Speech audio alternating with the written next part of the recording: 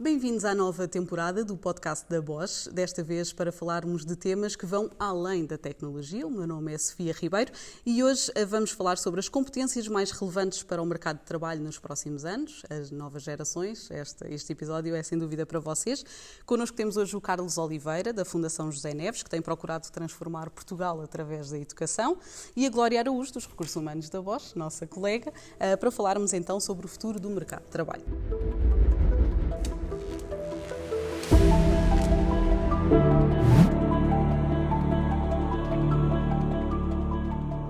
Carlos, comece por si, primeiro para termos um contexto da vida do Carlos e porque é relevante vir ao nosso episódio de hoje. Muito obrigado pelo convite. O meu nome é Carlos Oliveira. Atualmente estou como Presidente Executivo da Fundação José Neves, que é uma fundação que tem como objetivo ajudar a transformar Portugal numa sociedade de conhecimento através da educação e do desenvolvimento pessoal e, portanto, focamos-nos muito em temas que relacionam a educação com a empregabilidade e com as competências, em particular as competências do futuro. Tenho um percurso ligado à tecnologia, às startups e ao software em particular, e também em Braga, muito ligado à Startup Braga e à Invest Braga durante muitos anos. Daí ser um convidado tão importante. Glória, dos Recursos Humanos da Bosch, também faz recrutamento, é também uma mais-valia para este episódio, não é? Espero que sim. Obrigada também pelo convite. O meu nome é Glória Araújo. Estou na Bosch em Braga há cerca de 3 anos e meio como responsável de recursos humanos. Claro que o recrutamento faz parte, competência faz parte, mas o futuro também. Antes disso tive uma carreira na Bosch internacional, portanto passei 17 anos da minha vida na Bosch na Alemanha. Também passei pela Malásia, pela Índia, portanto trago aqui algum, se calhar, também sangue novo para Braga, espero eu.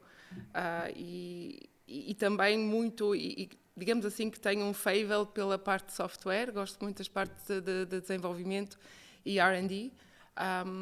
E vamos falar hoje, penso eu, também das novas tecnologias e o que é que o mercado procura e as empresas. Exatamente, é isso mesmo. Eu dirigia-me, se calhar, primeiro ao Carlos, porque nós temos uma geração muito qualificada. Por outro lado, acabam por haver alguns recém-licenciados desempregados, não é? É a nossa realidade. Adultos também com déficit de qualificação. Por isso eu perguntava se considera que há um desajuste face ao que o mercado de trabalho procura.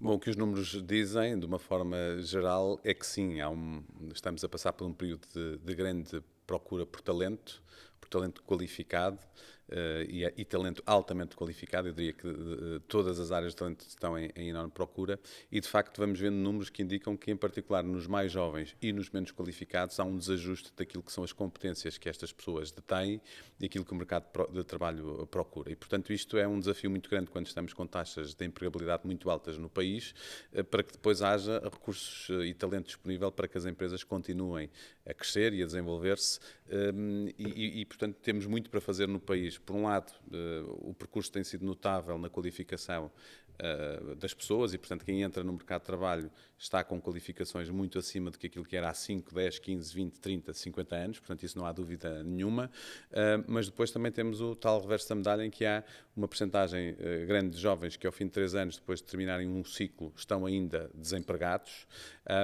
e depois há também outro número que é também bastante indicativo, que é, e dos jovens que estão, de uma parte destes jovens que estão empregados, recém-licenciados, estão a fazer tarefas para as quais não necessitavam daquele grau. E, portanto, isto demonstra que, efetivamente, aquilo que são as qualificações que uma parte desta população mais jovem está a obter na sua formação, seja secundária, profissional ou ensino superior, depois não é aquilo que o mercado de trabalho efetivamente procura. Por outro lado, temos também, estamos na cauda da Europa em termos dos países em que as gerações que já estão no mercado de trabalho, portanto, os adultos, têm as mais baixas qualificações de sempre. Este número anda neste momento em cerca de 40%, 39, qualquer coisa dos portugueses adultos, que o último grau de ensino que têm, no máximo, é o secundário. Isto é, estão ainda muito com qualificações muito baixas, o que quer dizer que tem que também ser trabalhado muito, e este é um dos temas que a Fundação defende muito, que é a qualificação ao longo da vida. Ou seja, nós precisamos, por um lado, de tratar destas pessoas menos qualificadas e de lhes dar competências específicas para aquilo que são as oportunidades do futuro, em termos de emprego e das suas, e do seu desenvolvimento na sociedade, e por outro lado também precisamos que haja um alinhamento maior entre aquilo que são as competências que os jovens adquirem na sua formação antes de entrar ou na entrada no mercado de trabalho, para que haja de facto um maior match entre a procura e a oferta, e que haja depois de facto uma oportunidade destes jovens que entram no mercado de trabalho, ou destes adultos que estão no mercado de trabalho, progredirem nas suas carreiras. Falava aqui de alguma solução, digamos assim, para os adultos, mas a nível das novas gerações, portanto, eles já estão altamente qualificados, mas lá está, o mercado de trabalho ainda não consegue encaixar toda a gente. Há aqui alguns passos que devemos tomar enquanto país para que isso mude? Sim, há muitos passos. Nós, por um lado, nos jovens, nos adultos, e a OCDE aqui o diz, nós precisamos muito de desenvolver o sistema de educação de adultos para estar mais bem preparado para este mundo numa evolução muito rápida, e para que possa dar estas competências às pessoas que já estão no mercado de trabalho. Nós acreditamos muito em formação de curta duração, orientada para as competências e menos preocupada com o grau. E isso, de facto, é algo que é um papel de toda a sociedade, começa pelos indivíduos, passa pelas empresas e também pelo Estado, e é preciso fazer muito mais a esse nível e acima de tudo, que haja este alinhamento entre a procura e a oferta, que muitas vezes tem sido complicado. Nos jovens, provavelmente, à entrada para esta formação pré-mercado de trabalho, haver um maior alinhamento com aquilo que são as oportunidades do presente e do futuro, e, portanto, cabe também às instituições de ensino focarem os seus currículos e os seus programas de formação para aquilo que o mercado procura no médio e longo prazo, e também o recurso a outras ferramentas, nomeadamente o ensino profissional, que em Portugal, ao contrário da Alemanha, tem ainda uma perspectiva muito de uma terceira ou quarta escolha, para quem muitas vezes achar-se que é para pessoas que não têm, que não querem estudar, que não têm competências, e não há nada mais errado, até porque uma parte importante dos portugueses que estudam no ensino profissional, depois até alguns progridem para o ensino superior e, portanto, continuam a dar portas de abertura. São soluções muito mais focadas numa entrada mais rápida no mercado de trabalho. Aliás, nós na Fundação temos um guia sobre o ensino profissional em que mostra que, no curto prazo, quem faz o ensino profissional até tem maiores níveis de empregabilidade, com salários mais elevados. Claro que depois, ao longo da vida, também tem que apostar mais na formação contínua, na formação ao longo da vida, para que se manter atualizado e manter as competências. Mas hoje, e podemos depois falar um bocadinho à frente com a inteligência artificial e tudo, todas as profissões vão ser impactadas em termos daquilo que são as suas competências core para o futuro, e, portanto, toda a gente vai precisar de estar a aprender continuamente. Muito bem. Glória, é também desta opinião que há aqui, se calhar, ainda um desajuste dos jovens, das competências que vão ganhando face ao mercado de trabalho? Sim, concordo plenamente, e nós verificamos isso diariamente na empresa. Claro que com muito recrutamento nós notamos que temos, por um lado, os jovens que têm uma formação base no ensino superior, mas notamos muitas vezes, e dizemos isso até muitas vezes, a formação que eles trazem já não está atualizada, não é? De acordo com aquilo que nós necessitamos. E vemos, por exemplo, que muitas profissões que estão a surgir hoje não existem cursos superiores para tal. Okay? Portanto, existe aqui definitivamente um desajustamento. E aquilo que eu verifico também é que no ensino superior há muito pouca ligação ao mercado de trabalho. Ou seja, é muita passagem de know-how, muita passagem de know-how teórico, mas notamos, por exemplo, que em Portugal os estágios são no fim do curso, não é? E não existe aqui uma prática de fazer, por exemplo, um sistema dual, em que os estudantes têm a possibilidade de, durante o curso, ajustar o seu know-how também àquilo que realmente o mercado precisa. E noto também aqui em Portugal que existe já muita e alguma ligação entre universidades e empresas, mas acho que não é suficiente ainda. E acho que esta colaboração futuramente tem que ser muito mais ativa, muito mais incentivada. O que é que está a acontecer no mercado e como é que as universidades ou instituições de formação profissional podem adequar de forma mais célere os conteúdos, de forma a realmente acolmatar estas lacunas que nós sentimos depois nas empresas.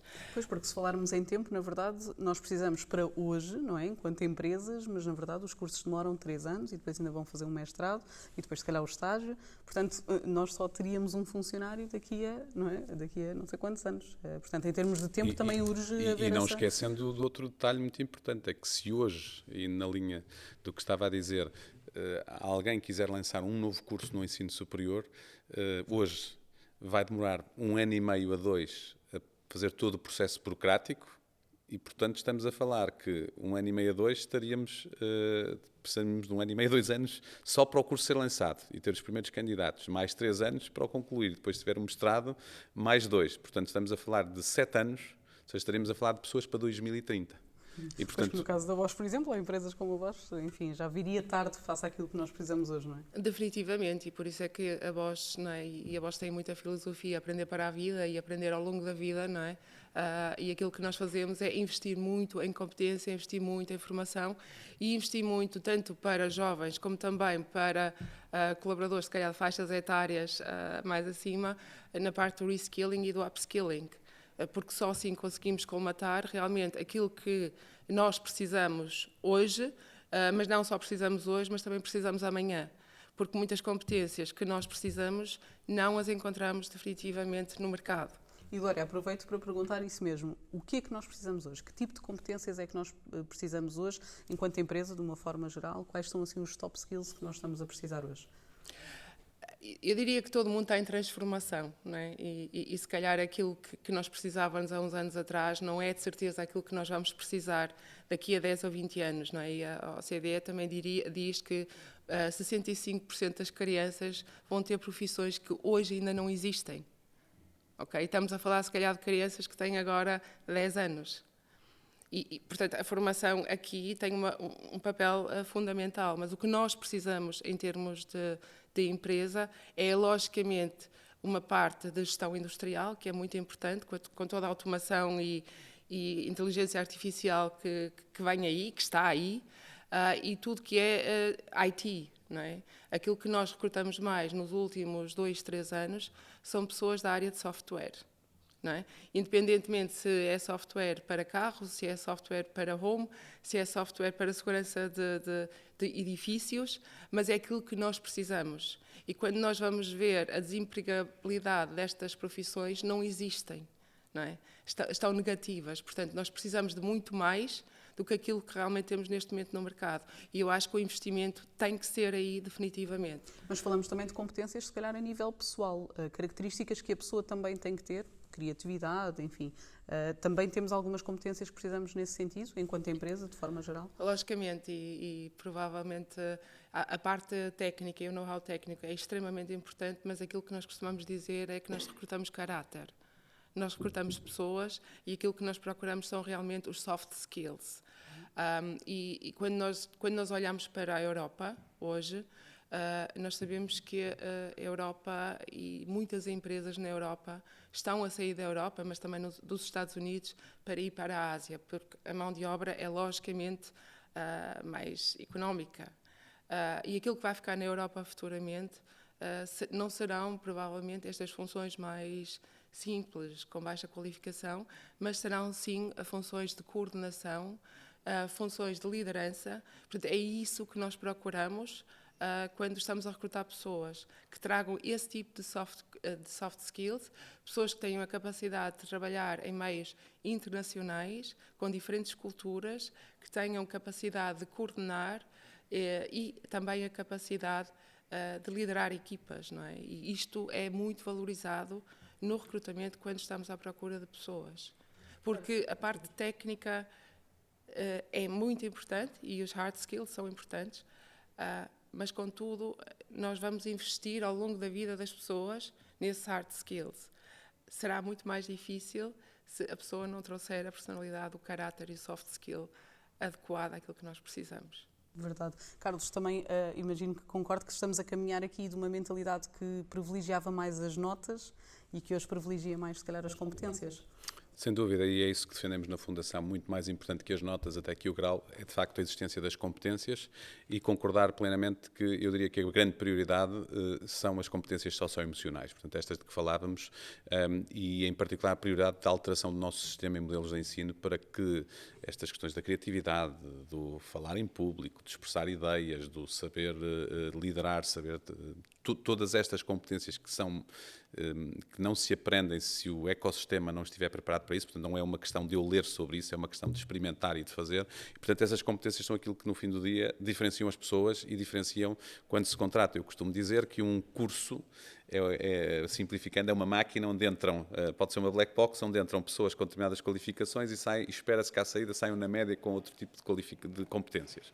E, portanto, aquilo que vai diferenciar estas pessoas que saem na média, uns vão ser um bocadinho mais, outros vão ser um bocadinho menos, são de facto as outras competências socioemocionais, e essas aí é aquilo que o sistema de ensino em Portugal precisa de trabalhar a todos os níveis, do ensino obrigatório ao ensino superior, seja ele politécnico ou universitário, para que de facto as pessoas possam chegar ao mercado de trabalho com estas competências mais bem desenvolvidas. E por isso é que também as atividades extracurriculares são muitas vezes o sítio onde as pessoas estão a desenvolver essas competências, os jovens estão a desenvolver essas competências. E portanto eu acredito muito que hoje, e aqui a Glória que contrata todos os dias saberá, a nota não é aquilo que diferencia, nem é provavelmente aquilo que preocupa quem está a recrutar talento, é de facto perceber se aquela pessoa vai ter muito mais vontade, capacidade até de continuar a aprender, porque de facto, como falávamos antes, muitas vezes as competências mais importantes para aquilo que ela irá fazer ao longo da sua vida e mesmo nos anos de entrada vão ter que ser apreendidas na própria empresa e com a própria formação que as empresas fornecem. Portanto, eu diria que esta é uma mudança muito importante num mundo que está numa evolução aceleradíssima. Eu acho que aqui até é muito interessante ver a Bosch, porque vem de uma fase em que existiram as primeiras preocupações sobre a automação, a área industrial, onde de facto era fácil ver as pessoas com qualificações e trabalhos repetitivos que iriam ser substituídas por robôs ou por máquinas, e portanto aquilo que vimos foi uma transformação do emprego num emprego em que essas pessoas hoje têm que ter mais qualificações, porque estão não ali a fazer um trabalho repetitivo, mas a gerir os equipamentos, a assegurar que as linhas não falham, e portanto na indústria essa foi uma evolução, mas em que vimos de facto uma transformação das competências de alguém que estava no chão de fábrica, e nós estamos hoje a atravessar exatamente o outro ponto onde pouca gente antevia e acreditava que um engenheiro de software, um engenheiro de produção industrial, um advogado, um consultor vão ter as suas competências essenciais muito alteradas com o advento da inteligência artificial, que é a automação, eu diria, daquilo que são os skills técnicos, mas demais, onde era preciso maiores qualificações. E, portanto, aquilo que nós vamos precisar é de pessoas que estejam preparadas para esta mudança. Dando um exemplo de um consultor e uma empresa de consultoria vai ter um enorme desafio com estes novos sistemas de inteligência artificial, em preparar as suas pessoas para saberem fazer as perguntas certas aos sistemas da AI, para serem muito mais rápidas e muito mais produtivas a darem as soluções aos seus clientes. Mas a mesma coisa vai, eu acredito muito, alterar-se muito mais rapidamente do que possamos imaginar, do que é um engenheiro, não é um engenheiro de software, alguém que faz código. Com a própria inteligência artificial vai diminuir enormemente a necessidade de quem faz código. Vai ser muito mais importante substituir essa profissão. Ela vai evoluir. Eu acredito muito mais num modelo de evolução em que as competências, em que alguém que hoje só escreve código, provavelmente aquilo que vai fazer é saber fazer as perguntas certas a um sistema da AI que lhe vai dar pedaços de código, vai ter que saber agregar esse código, saber olhar para a sua qualidade, e portanto vai ser uma profissão diferente, se calhar muito mais saber fazer as perguntas certas e depois juntar pedaços, e portanto eu acredito que é uma das profissões que vai ter alterações importantes. Depois precisamos também continuar a ter os engenheiros que fazem as arquiteturas de software ou dos produtos, mas que tudo isto vai evoluir. Aliás, há um exemplo muito giro que nós víamos com dados para os Estados Unidos, porque não há para Portugal, que era o que é um engenheiro mecânico do futuro? E não sabemos como é que podemos fazer a pergunta. Então, fizemos uma experiência que foi perguntar o que é um engenheiro mecânico de hoje? E vimos as 20 competências mais importantes de um engenheiro mecânico. E depois, se calhar, o que é um engenheiro mecânico do futuro? É um engenheiro mecânico que vai perceber de condução autónoma. E olhamos para os Estados Unidos, com dados onde há muita profundidade de dados, conseguimos perceber que as 20 competências mais importantes de um engenheiro mecânico que perceba de condução autónoma não têm nada a ver com as 20 competências de um engenheiro mecânico tradicional. E isto pode nos mostrar os caminhos de que é que vão ser as competências destas novas profissões, muitas vezes que são evoluções de profissões que já existem, mas que vão ter transformações muito, muito, muito estruturais, e portanto lá está, novamente, a importância da aprendizagem ao longo da vida, em contexto de trabalho e fora do contexto de trabalho também, para que as pessoas tenham as competências certas para aquilo que se vai ser a possam evolução. adaptar, não é? A Glória também é da opinião de que não vai substituir as profissões? Eu sou da opinião que haverá profissões que serão substituídas, não é? Se nós olharmos para trás, um telefonista hoje também já não existe, não é? Existem sistemas hoje que substituem também essa profissão. Eu acredito é que as profissões vão ser desenvolvidas, e aquilo que estava a dizer, que eu não preciso escrever código, não é? Já hoje eu pego num stack da internet e copio para o meu código. Existem já hoje comunidades que disponibilizam código, em que eu só tenho que ir ao Google e buscar código e acrescentar ao meu. Portanto, eu acho que não vai ser, isso provavelmente com a inteligência artificial poderá ser substituído. Contudo, as profissões mais complexas de como é que eu integro este software na minha componente, como é que eu giro os fornecedores, como é que eu giro estes diferentes fornecedores de software de futuro, ou como é que eu defino realmente a minha arquitetura, isto serão as profissões de futuro, que serão muito mais complexas, e eu acho que a inteligência artificial nos vai trazer enormes chances de profissões que hoje ainda não existem. Mas acredito sim que haverá profissões, e digo profissões se calhar de trabalho mais administrativo, de rotina, que serão substituídos por robôs. E já estão a ser. Porque se hoje formos a um chão de fábrica, e se formos à Bosch, vemos já hoje robôs a funcionar e a circular. O que é bom porque eram tarefas de enorme esforço físico. E, portanto, nós conseguimos libertar as pessoas desse esforço ou dessas tarefas rotineiras para que as pessoas se conseguissem dedicar a funções com mais competência, não é? e com mais exigência. E assim rentabilizar mais o Portanto, trabalho. a inteligência artificial vai nos ajudar imenso, futuramente, a também criar funções e profissões que hoje não existem, ou que já estão a aparecer, em parte, mas que será necessário, mais uma vez, por parte das universidades, pelas partes da instituição de formação, mas também por parte das empresas, a investir nessa competência e não olhar só para o que é que eu preciso hoje, mas o que é que eu preciso daqui a 5 ou 10 anos. Eu pergunto a ambos, precisamente, em que é que as novas gerações devem apostar para conseguir ingressar no mercado de trabalho? Passa por cursos de pouca duração, para que seja mais célere esta entrada no mercado de trabalho? O que é que vocês acham? Em que é que as novas gerações devem apostar? Eu acho que, acima de tudo, devem apostar em fazer coisas de que gostem, porque eu acho que esse é o princípio para depois poderem continuar a evoluir.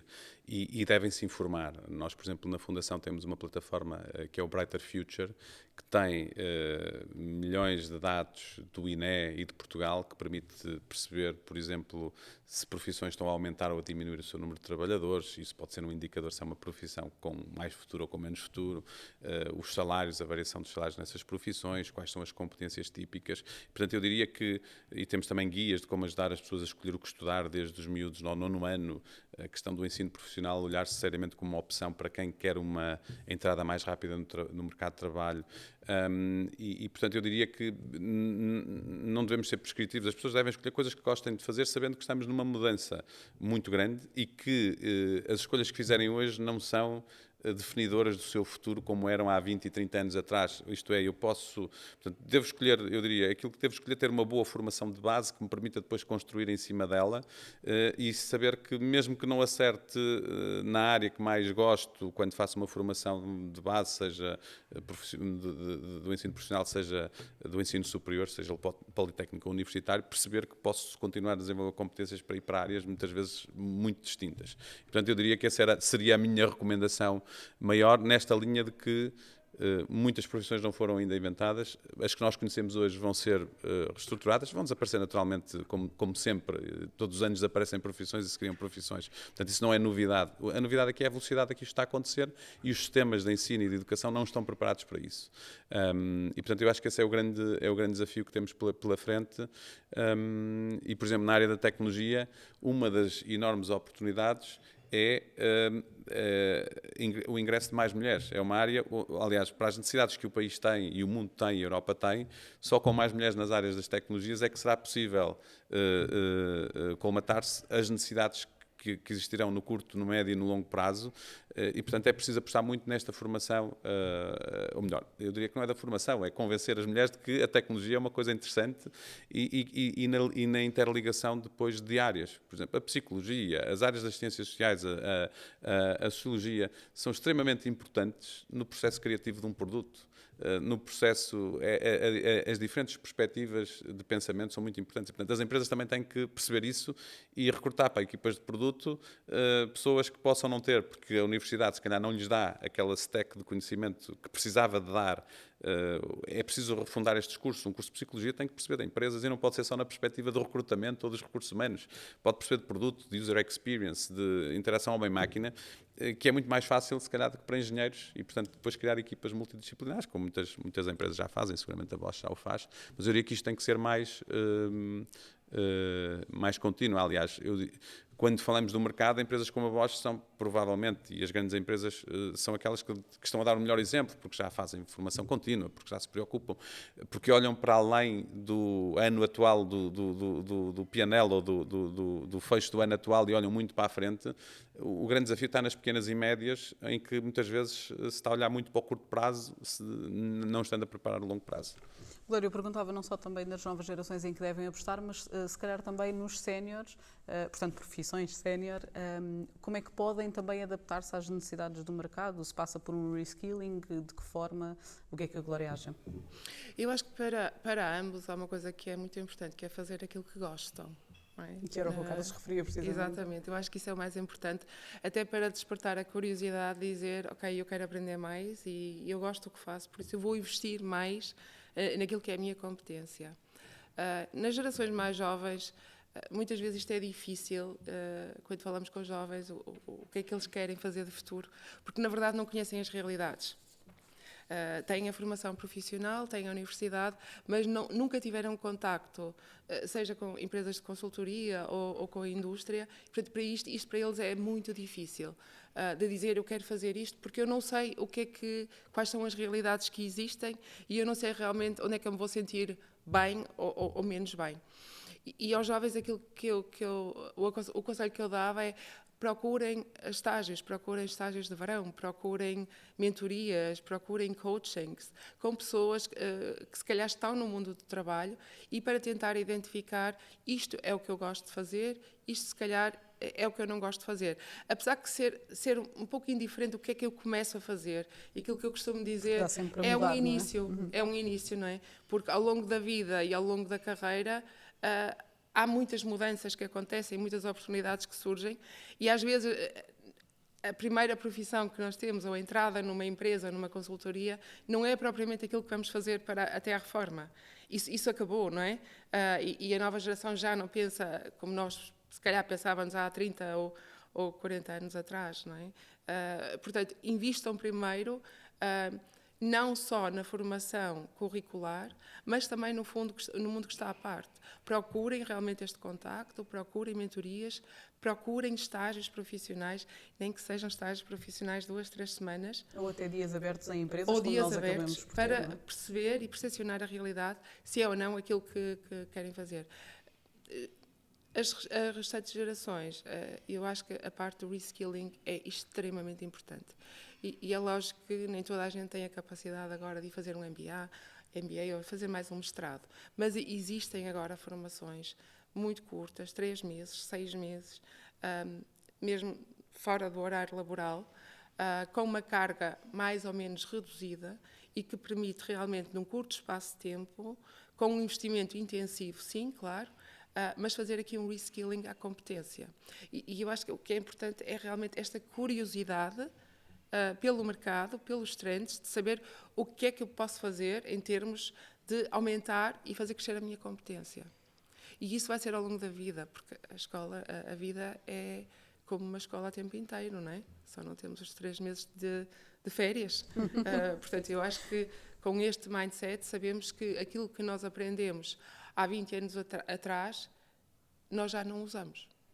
É verdade. Eu aproveitaria para perguntar o que é que Portugal ainda tem que fazer para isto mudar. Há pouco falávamos que era necessária esta mudança, esta celeridade, mas o que é que nós também podemos fazer para que isso aconteça enquanto empresas, enquanto jovens, gerações, educação? Que caminho é que ainda há a percorrer para este futuro do mercado de trabalho?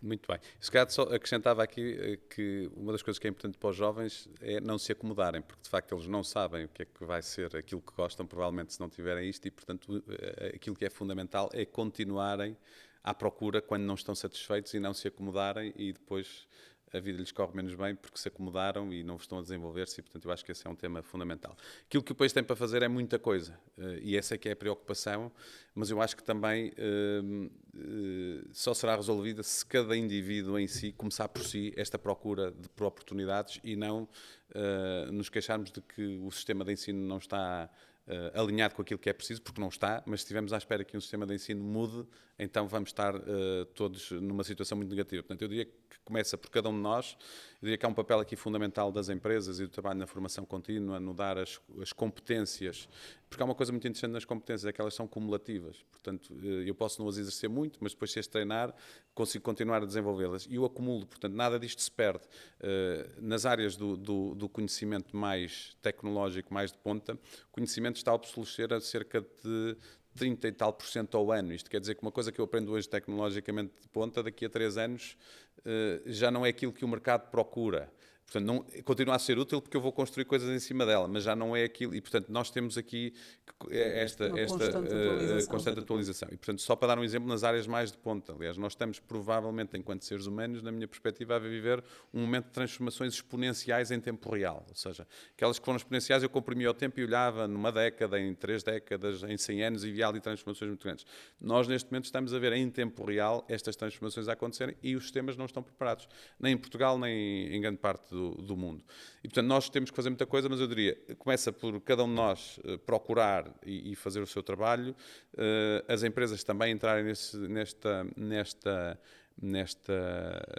muito mais empresas entrarem nesta questão da formação, do apoiarem os seus colaboradores, de perceber que dar formação aos colaboradores, que é uma coisa que muitas vezes ainda é mal percebida, não é dar-lhes um ouro que eles depois vão usar noutros. Se calhar, sim, alguns vão sair, mas também vão entrar outros, se todas as empresas fizerem, também vão entrar outros com qualificações que a empresa precisa mais naquele momento. E, portanto, isto é um jogo de soma muito positiva para todo o sistema, se todos apostarem seriamente na formação contínua dos seus colaboradores.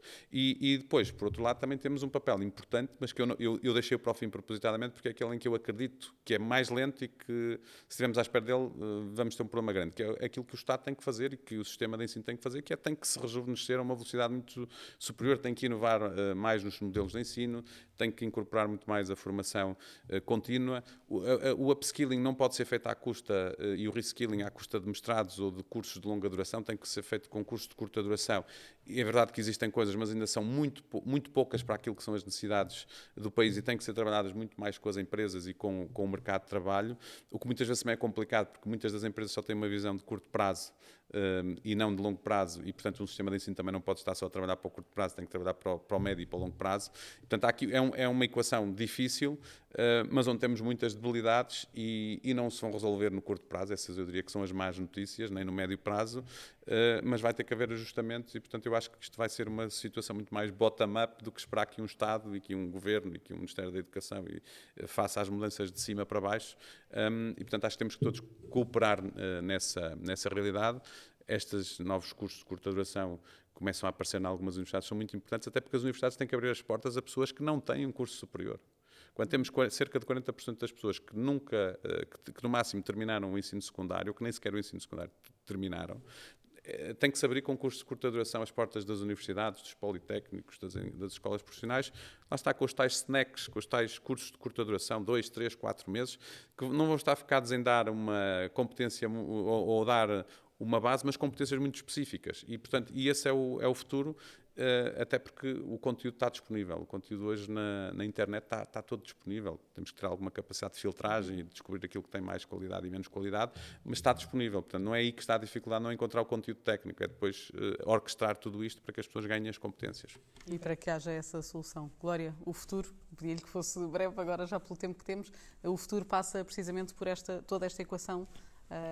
Sim, claro, concordo com aquilo que o Carlos disse, começa, claro, em cada um de nós, e acho que as empresas, e uma empresa como a Bosch que já investe muito na formação, e para nós a formação não é formar para outros, mas é um investimento, porque acabamos sempre por ter proveito, e acho que tem que haver aqui também uma grande abertura por parte das universidades, por parte das instituições de formação, para trabalhar ainda mais, ou então iniciar, em alguns casos, o trabalho com as empresas, para que realmente haja aqui um alinhamento entre o que é que o mercado precisa, o que é que nós podemos oferecer em termos de ensino, e a trazer realmente esta componente mais prática daquilo que o mercado vai precisar e da competência que vamos precisar de futuro.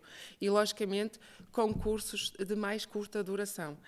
Não podemos fazer aqui mestrados, não podemos fazer aqui licenciaturas, temos que realmente fazer aqui uma aprendizagem célere, 3, 6 meses de atualização da competência e não só formar para hoje, mas formar para amanhã, porque amanhã já é hoje. Exatamente, o futuro é hoje, não é? É isso mesmo. Eu agradeço a vossa presença aqui no nosso podcast. O episódio de hoje fica por aqui. O próximo está para breve. Venham ouvir falar da tecnologia e temas além da tecnologia nos próximos episódios.